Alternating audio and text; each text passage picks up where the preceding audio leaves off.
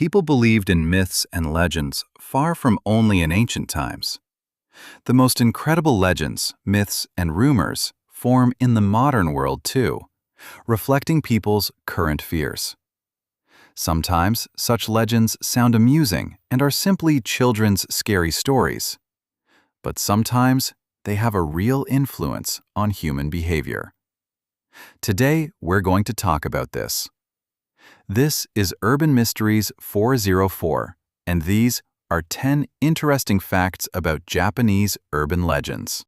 Japan is a country of incredible contrasts. On one hand, it has the most modern technologies, high-speed trains, and robots. On the other hand, there are deep, ancient traditions and superstitions that still live in people's hearts to this day. But what's interesting is that Japanese urban legends haven't remained in the past. They constantly transform, adapt to modern life, and continue to frighten people even in the 21st century. Moreover, some of these legends have so strongly influenced the behavior of Japanese people that they led to real tragedies.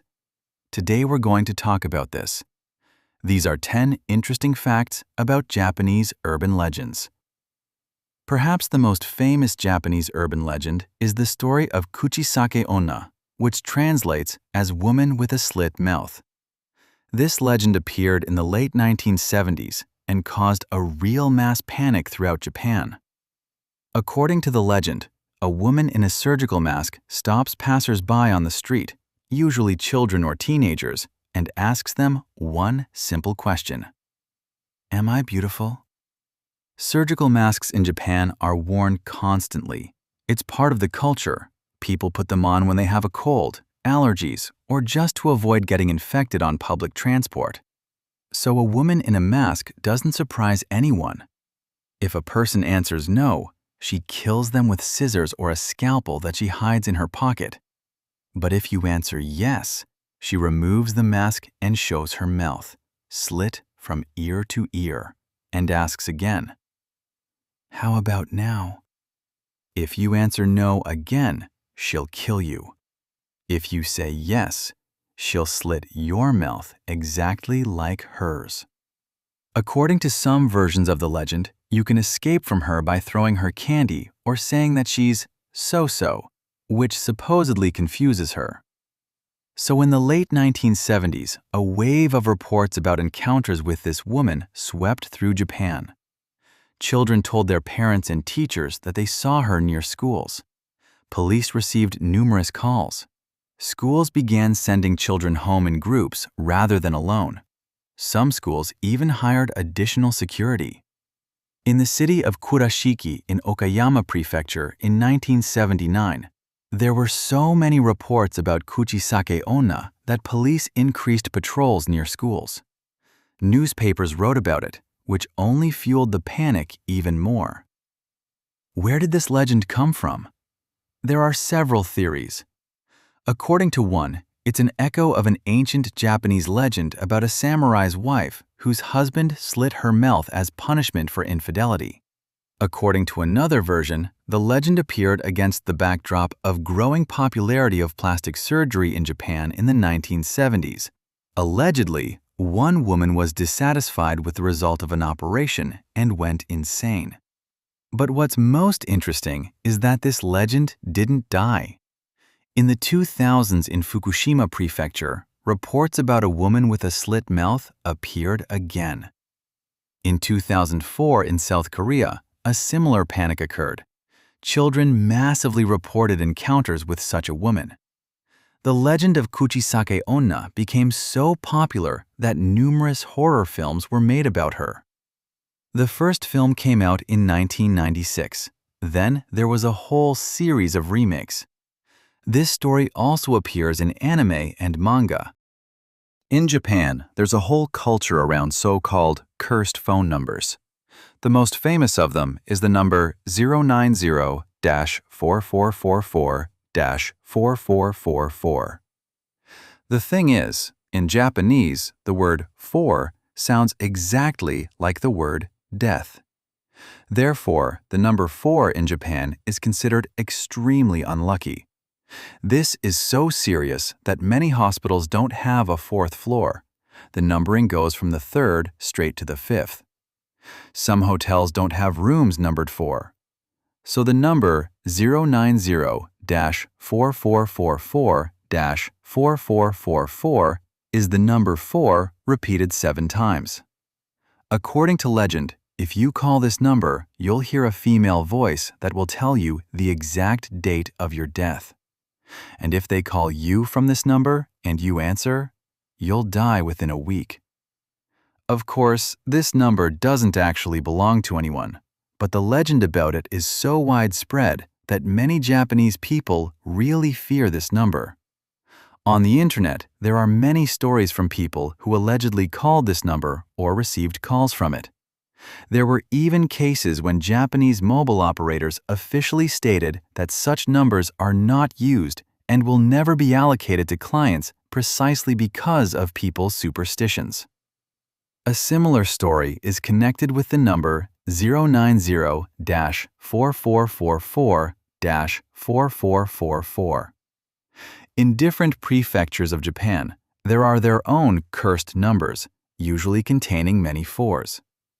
This urban legend has become so entrenched that in the 2000s, when mobile phones became a mass phenomenon, people specifically avoided buying SIM cards with numbers containing many 4s. Mobile operators were forced to sell such numbers at a discount. Everyone knows the touching story about the dog Hachiko, who waited for his deceased owner at Shibuya Station for 9 years. This story became a symbol of loyalty. Films were made about it, and the Hachiko Monument is one of the most popular meeting places in Tokyo. But in Japan, there's also a dark version of this legend that they prefer not to tell tourists. According to this urban legend, if you come to the Hachiko statue late at night when there's almost no one at the station, you can see the ghost of a dog. But this isn't a cute ghost of a faithful dog. It's something scary. People say they saw a large shadow in the shape of a dog with burning red eyes. The legend says that Hachiko couldn't come to terms with his owner's death, and his spirit is full of anger and sadness. Allegedly, those who see this ghost then experience misfortunes in their personal lives. They break up with partners, lose loved ones. Another version of this legend is connected with suicides. Shibuya Station, like many other major stations in Tokyo, unfortunately is a place where people commit suicide by throwing themselves under trains. Some claim that Hachiko's ghost tries to stop these people because he himself knows what loss and the pain of waiting are like. In the Japanese internet, there are entire forums where people discuss their encounters with Hachiko's ghost. Of course, there's no real evidence of this ghost's existence, but the legend itself shows the dark side of Japanese culture, where even the brightest story can become overgrown with gloomy details.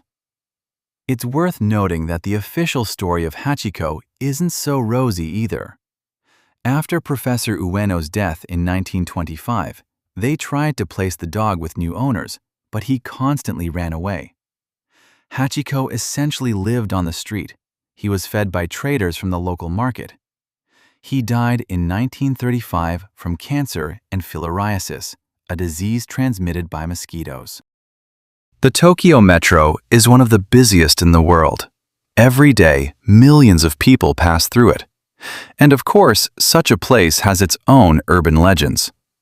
The most famous of them is connected with the Hibiya line. According to legend, on this line, in the last car of the last train, you can meet ghosts. Moreover, these aren't just ghosts. They're spirits of people who committed suicide. Japan has a very high suicide rate, especially among the working population. Many people, driven to despair by working 12 to 14 hours a day, a culture that doesn't forgive mistakes, and social pressure, decide to end their lives.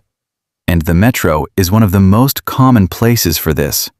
So, according to legend, the spirits of these people cannot find peace. They continue to ride in the last train. People say that if you find yourself in the last car of the last train late at night, you can see people in business suits standing motionless with their heads down. If you try to talk to them, they won't answer, and when you turn away and look again, they're already gone. There's also a more creepy version. Allegedly, sometimes you can see a person standing at the edge of the platform, ready to jump.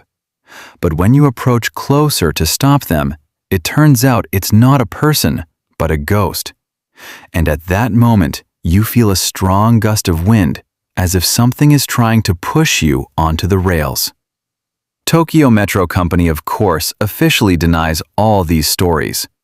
But what's interesting is that many train drivers really do tell about strange things they saw in the tunnels late at night. Of course, this can be explained by fatigue, the play of light and shadow, but the legends continue to live. Another legend is connected with Kasumigaseki Station.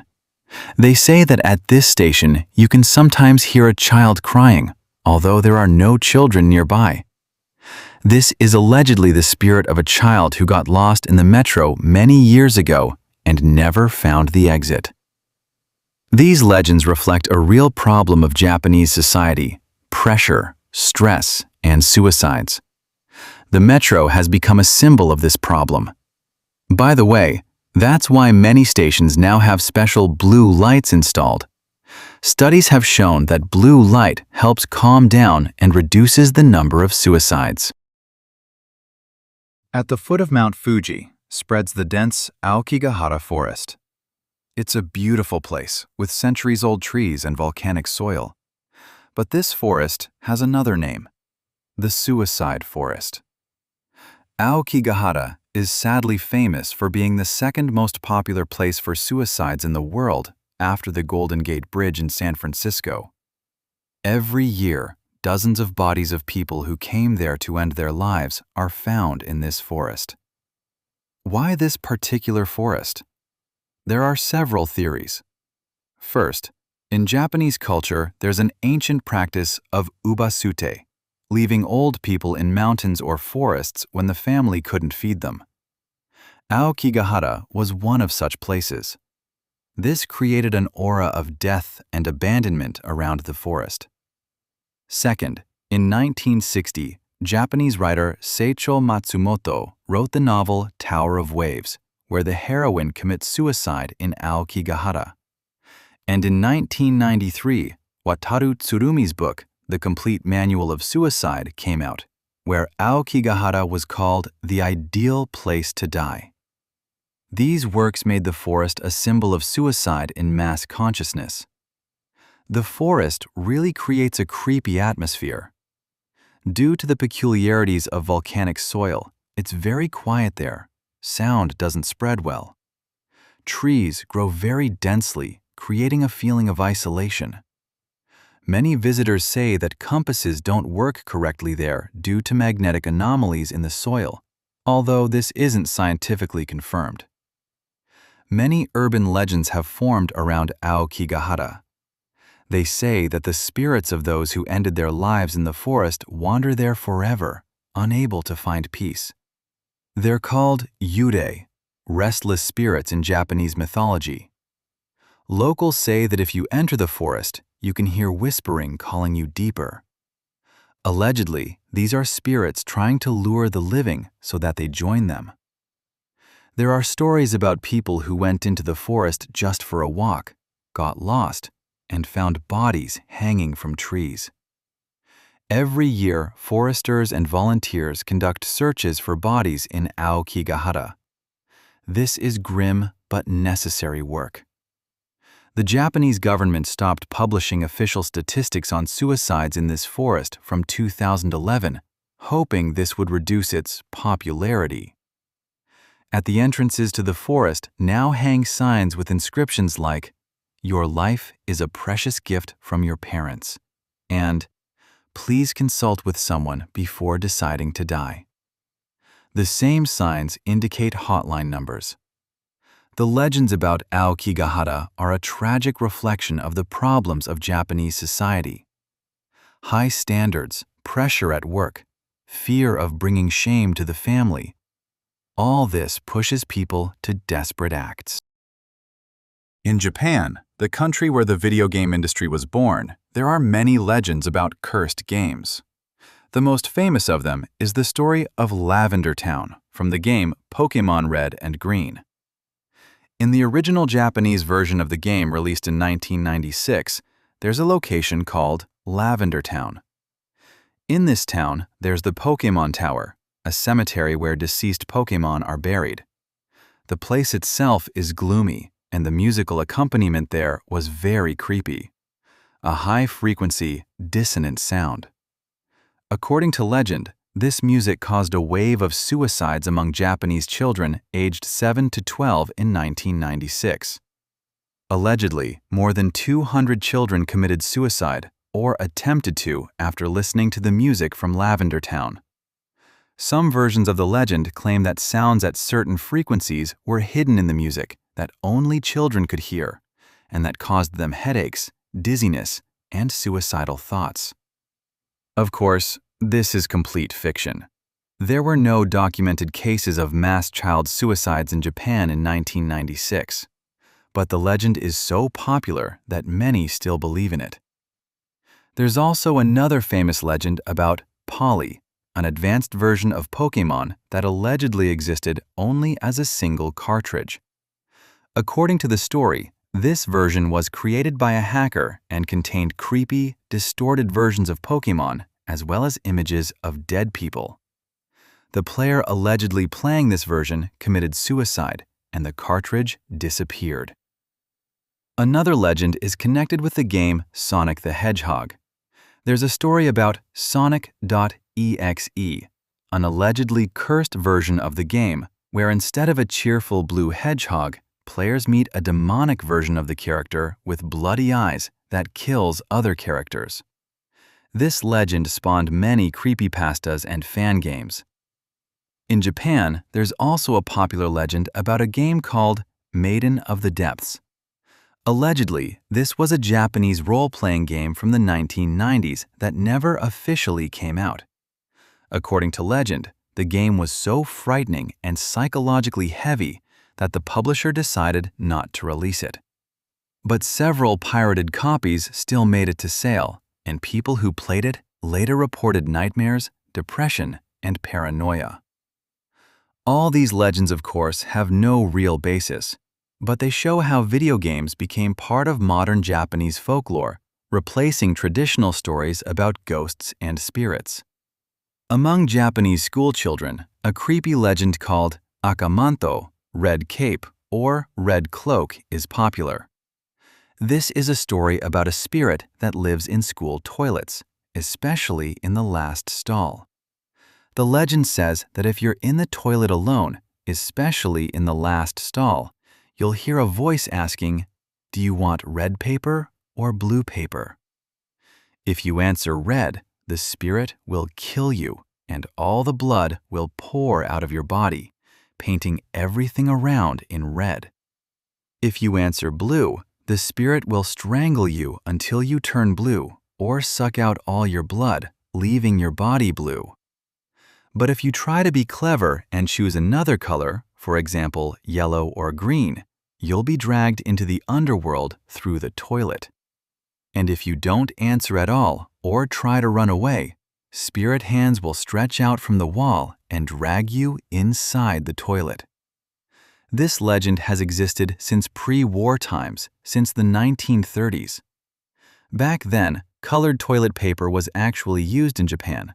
Red was cheap and rough, and blue was more expensive and soft. Perhaps the legend arose as a way to scare children and make them not linger in the toilet. But the legend didn't die even after colored toilet paper went out of use. It continues to frighten Japanese school children now. Many children are afraid to go to the toilet alone, especially to the last stall. There are variations of this legend. In some versions, the spirit asks, "Do you want a red cape or a blue cape?" In others, it's not a faceless spirit, but a specific ghost of a handsome young man in a cape who was killed in a school toilet and now takes revenge. In Japanese culture, dolls occupy a special place. There's even a special doll festival, Hinamatsuri. But some dolls in Japan are considered cursed or possessed by spirits. The most famous such doll is called Okiku. It's located in the Manenji Temple in Hokkaido Prefecture. This is a traditional Japanese ichimatsu doll with a porcelain face made around 1918. The story of this doll is as follows. In 1918, a young man named Ikichi Suzuki bought a doll for his 2-year-old sister Okiku at an exhibition in Sapporo. The girl loved the doll very much and played with it every day. But a year later, Okiku got sick and died from fever. The grief-stricken family placed the doll on the home altar in memory of the girl. And here, strange things began. Family members noticed that the doll's hair was growing. Initially, the doll had short black hair to the shoulders, but gradually it became longer and longer. The family decided that Okiku's spirit had entered the doll. In 1938, when the family had to move, they gave the doll to Manenji Temple, where monks agreed to take care of it. Since then, the doll has been in the temple, and its hair really continues to grow. Monks regularly trim it. The hair now reaches almost to the doll's knees. In the 1930s, an examination of the hair was conducted. It turned out to be real human hair. Scientists tried to explain this phenomenon. Some suggest that the hair was initially cut very short and simply loosened over time. Others believe it could be the result of static electricity or other physical factors. But there's no exact explanation. The doll became an object of pilgrimage. People come to the temple to see it. Some ask the doll for help. Others are afraid to look at it. There's also another legend about Okiku Ningyo, doll Okiku. This is a different Okiku, not connected with the first.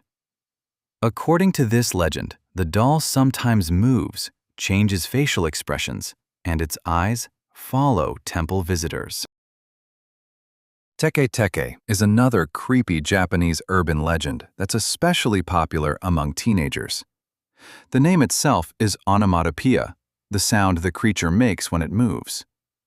According to legend, Teke-Teke is the spirit of a young woman or girl who fell onto railroad tracks and was cut in half by a train. Now her spirit takes revenge on the living. She moves on her hands, dragging behind her the upper half of her body, and makes the characteristic sound Teke-Teke, from which she got her name. Teke-Teke is very fast. She can move at speeds up to 150 kilometers per hour. If she meets someone late in the evening, especially near railroad tracks or on deserted streets, she'll cut that person in half with her scythe or sickle so that they become just like her. There are several versions of Teke-Teke's origin. According to one, she was a schoolgirl who was bullied by classmates. One day they pushed her and she fell onto the tracks. According to another version, she committed suicide herself by throwing herself under a train because of unhappy love or bullying at school. In some versions of the legend, it's said that if you meet Teke-Teke and can't manage to run away within 3 seconds, she'll kill you.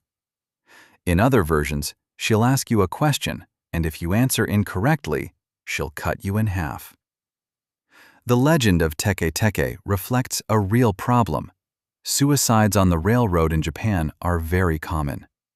Railroad companies even install special mirrors on platforms so that people can see their reflection, and this stops them from suicide. Several horror films were made about Teke-Teke in the 2000s. The legend is also often mentioned in anime and manga. All the legends we talked about today didn't remain just oral stories. They deeply penetrated Japanese pop culture and influenced entire genres, from anime and manga to video games and horror films. The JHorror genre, Japanese horror films, is largely built on these urban legends. Such cult films as The Ring, The Grudge, Dark Water use motifs of yurei, restless spirits that often appear in Japanese legends. The ghost of a girl with long black hair covering her face became the calling card of JHorror. This is a direct reference to traditional Japanese representations of ghosts. Such spirits are usually women who died a violent death or from grief, and now they cannot find peace. In anime and manga, motifs of urban legends are constantly used. For example, the anime Ghost Stories is entirely devoted to Japanese urban legends. Each episode tells a new story about spirits in the toilet, about cursed objects, about ghosts in school. Video games also weren't left out. The Fatal Frame game series is built on Japanese folklore and urban legends. Players explore abandoned places inhabited by ghosts, using a special camera to fight them. But what's interesting is that these legends influence not only Japanese culture. They spread around the world through anime, manga, and films. Hollywood made remakes of many Japanese horror films. The American version of The Ring introduced Western audiences to Japanese ghosts. Why are Japanese urban legends so frightening? First, they're often based on real problems of Japanese society: suicides, pressure at work and school, social isolation. Second, Japanese culture has its own unique ideas about death and the afterlife that differ from Western ones. In the Japanese tradition, the boundary between the world of the living and the dead is very thin.